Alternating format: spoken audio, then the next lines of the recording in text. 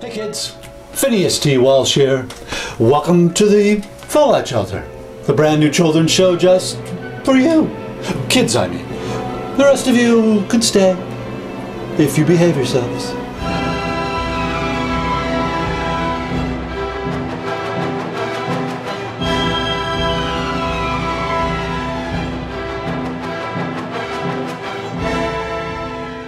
In this episode, I've been reading from Alice's Adventures in Wonderland, written by Lewis Carroll and illustrated by John Tenniel. Lewis Carroll was extremely fond of puns. A pun is a play on words, words that sound the same but have different spellings and meanings. Let's play a little pun game. Little as in small or tiny, as opposed to little as in Alice's last name. In this pun game, we're going to make two lists of puns that you'll hear in this chapter. In the first list, you'll hear the puns and the words being punned. For instance, in the first column, tortoise is the pun, and in the second column, taught us are the words being punned. In the second example, lesson, as in taught us a lesson, is the pun, and lesson, as in to shrink in size, is the word being punned. Are you getting the hang of it?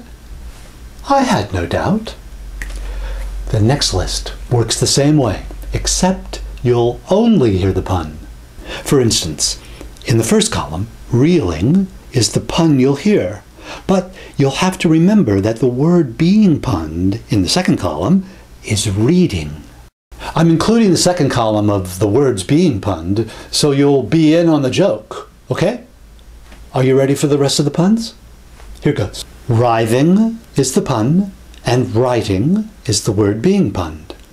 Next, ambition equals addition. Distraction equals subtraction. Uglification, multiplication. Derision, division. Mystery, history. Seography, geography. Drawing, drawing. Stretching, sketching.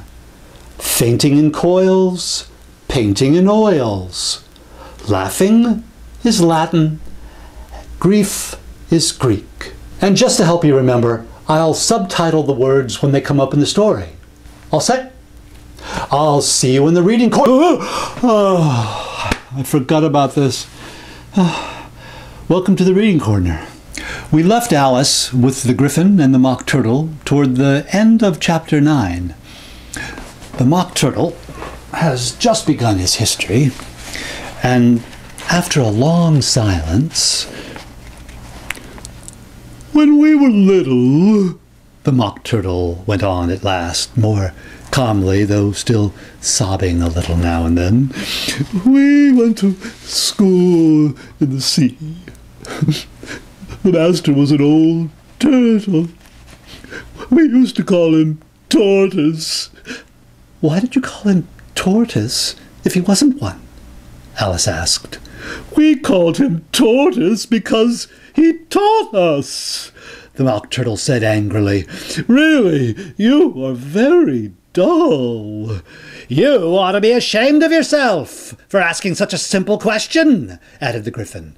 And they both sat silent and looked at poor Alice, who felt ready to sink into the earth. At last, the griffin said to the mock turtle, "Oh, drive on, old fellow, don't be all day about it." And he went on in these words. "Yes, we went to school in the sea, though you mayn't believe it." "I never said I didn't," Alice interrupted. "You did," the mock turtle said. "Hold your tongue," added the griffin before Alice could speak again. The mock turtle went on. "We had the best of educations. In fact, we went to school every day." "I've been to day school too," Alice said. "You needn't be so proud as all that." "With extras?" asked the mock turtle a little anxiously. "Yes," said Alice. "We learned French and music." "And washing?" said the Mock Turtle. "Certainly not," Alice said indignantly. "Ah, then yours wasn't a really good school," said the Mock Turtle in a tone of great relief. "Now, at ours, they had, at the end of the bill, French, music, and washing. Extra." "Well, you couldn't have wanted it much," said Alice, "living at the bottom of the sea." "I couldn't afford to learn it," the Mock Turtle said with a sigh.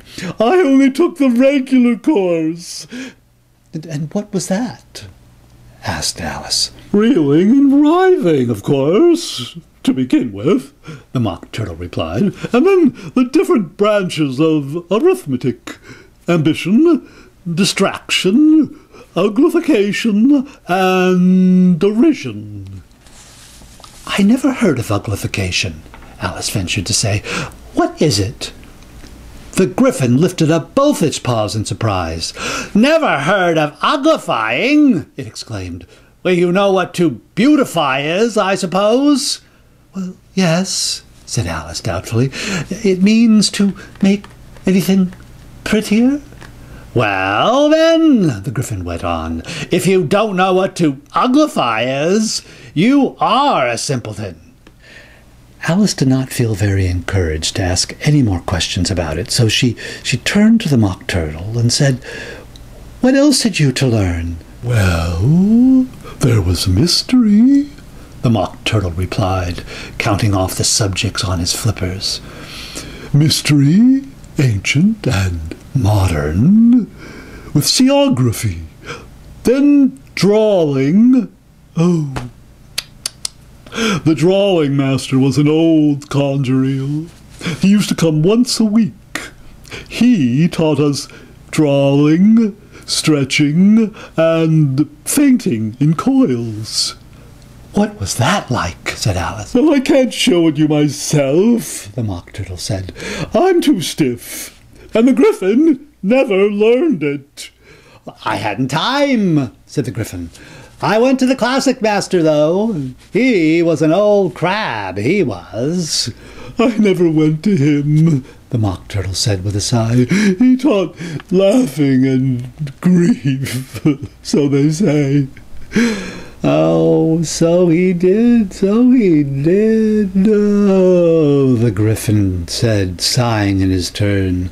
And both creatures hid their faces in their paws. "Oh." "And how many hours a day did you do lessons?" said Alice, in a hurry to change the subject.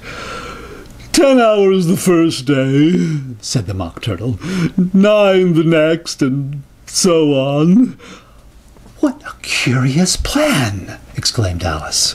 "That's the reason they're called lessons," the Gryphon remarked, "because they lessen from day to day." This was quite a new idea to Alice, and she thought it over a little before she made her next remark. "Then the 11th day must have been a holiday." "Of course it was," said the Mock Turtle. And how did you manage on the 12th?" Alice went on eagerly. "That's enough about lessons," the Gryphon interrupted in a very decided tone. "Tell her something about the games now." So ends Chapter 9. You know, I'm still having a lot of fun. Do you mind if I read one more chapter? You probably want to know what the games are, right? I mean, I do. Really? Great! I'll see you in Part 3. From the Fallout Shelter, I'm Phineas T. Walsh. You be safe out there.